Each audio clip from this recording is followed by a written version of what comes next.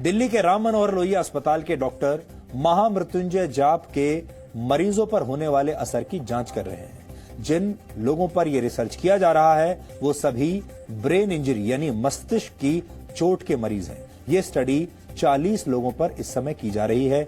इन 40 लोगों को 20-20 के 2 समूहों में बांटा गया है। इसमें से एक समूह को महामृत्युंजय मंत्र सुनाया गया, जबकि दूसरे समूह को यह मंत्र नहीं सुनाया गया। जिन मरीजों के लिए महामृत्युंजय मंत्र का जाप किया गया उनमें से कई मरीज कोमा में थे।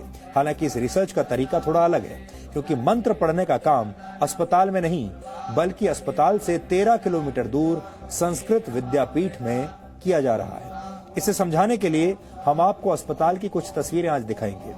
ये उन मरीजों की तस्वीरें हैं जिन पर राम मनोहर लोहिया अस्पताल में रिसर्च की जा रही है। सही तरीके से मंत्रों का पाठ करने के लिए इस अस्पताल के डॉक्टरों ने दिल्ली के संस्कृत विद्यापीठ से संपर्क किया।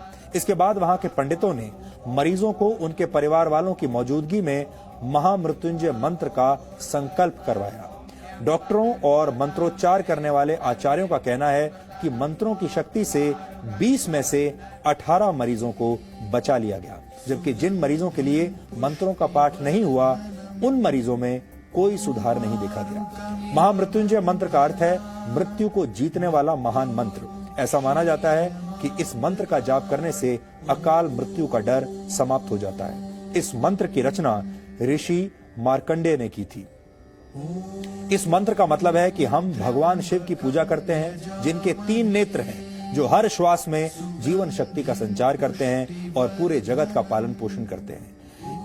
इसे त्र्यंबकम मंत्र, रुद्र मंत्र और मृत संजीवनी मंत्र भी कहा जाता है। ऋग्वेद के 7वें अध्याय, यजुर्वेद के 3रे अध्याय और अथर्ववेद के 14वें छंद में इस मंत्र के बारे में बताया गया है। ऋषियों ने महामृत्युंजय मंत्र को वेदों का हृदय भी कहा है। कुछ समय पहले एम्स ने भी गायत्री मंत्र के वैज्ञानिक महत्व को मरीजों के MRI टेस्ट में हुए बदलावों से साबित किया था, लेकिन इन दोनों रिसर्च में काफी फर्क है। एम्स में मरीजों ने खुद गायत्री मंत्र का जाप किया था, लेकिन महामृत्युंजय पाठ संस्कृत विद्यापीठ में आचार्यों द्वारा किया जा रहा है और मरीज वहां से कई किलोमीटर दूर अस्पताल के ICU में भर्ती हैं। इस रिसर्च के जरिए ये समझने की कोशिश की जा रही है कि वेदों और धर्म ग्रंथों में किसी दूसरे के लिए प्रार्थना करने के असर का जो महत्व बताया गया है, क्या उसका कोई वैज्ञानिक आधार है भी या नहीं। भारत सरकार की सबसे बड़ी मेडिकल रिसर्च संस्था Indian council for medical research ने इस स्टडी को फंड किया है।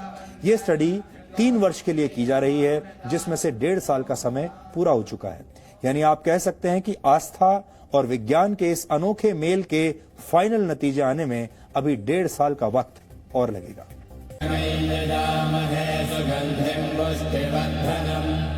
स्वर विज्ञान के हिसाब से माना जाता है कि महामृत्युंजय मंत्र के अक्षरों का स्वर के साथ उच्चारण किया जाए तो शरीर में वाइब्रेशन होता है। ये वाइब्रेशन दिमाग की नसों को सक्रिय करने में मदद करता है। हालांकि यहाँ ध्यान देने वाली बात यह है कि इस प्रयोग में मरीज खुद मंत्र नहीं पढ़ रहा है, बल्कि उसके लिए पंडित एक तरह से अनुष्ठान कर रहे हैं। यानी इस रिसर्च का आधार पूरी तरह से आस्था के विज्ञान पर टिका है। दुनिया भर में ये अपनी तरह की पहली रिसर्च कही जा सकती है। इसीलिए इस रिसर्च के तरीकों को लेकर जितने सवाल हैं, उतना ही इंतजार रिसर्च के फाइनल नतीजों का किया जा रहा है। मेडिकल साइंस की भाषा का एक बड़ा प्रचलित शब्द है जिसे कहते हैं प्लेसिबो इफेक्ट। यानी अगर आप ये मान लें कि कोई दवा आपकी किसी बीमारी को ठीक कर सकती है, तो कई बार वो दवा सच में आपके काम आ जाती है और वो काम कर जाती है, जबकि असल में आपको दवा नहीं सिर्फ मीठी गोलियां खिलाई जा रही होती है। ये सब होता है उस इलाज के प्रति आपकी आस्था और विश्वास के जरिए।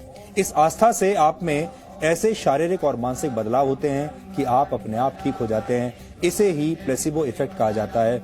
विज्ञान जिसे प्लेसिबो कहता है, उसे आप आस्था या विश्वास कह सकते हैं। कई बार आपने देखा होगा जब बहुत सारे लोग ऐसे होते हैं जिन्हें ये लगता है कि वो बहुत बीमार हैं, उनके अंदर बहुत बड़ी कोई बड़ी बीमारी आ गई है, वो डॉक्टर के पास जाते हैं। डॉक्टर जानते हैं कि उन्हें कोई ऐसी बीमारी नहीं है और डॉक्टर उन्हें या तो कोई विटामिन की गोली दे देते हैं या कोई मीठी गोली खाने के लिए दे देते हैं, ये कहकर कि इससे आप ठीक हो जाएंगे, और मरीज को गोली खाने के बाद सच में ऐसा लगने लगता है कि वो ठीक हो गया है। आपने अक्सर ये भी देखा होगा कि डॉक्टर बीमार मरीज के घर वालों को ये सलाह देते हैं कि आप प्रार्थना कीजिए, मरीज के अच्छे स्वास्थ्य के लिए दुआएं कीजिए। दुआओं में असर होता है, ये आपका विश्वास हो सकता है, लेकिन अगर इस शोध के नतीजे सकारात्मक हुए तो हम ये भी कह सकेंगे कि दुआओं में सिर्फ असर ही नहीं, विज्ञान भी होता है।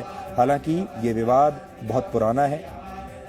साइंस, विज्ञान और धर्म के बीच ये जो टकराव है ये हमेशा से रहा है, आगे भी रहेगा, और इसीलिए इस टकराव को कम करने के लिए इस तरह की जो स्टडीज हैं वो होती रही है, आगे भी होती रहेंगी, और हम उनके बारे में आपको ऐसे ही बताते रहेंगे।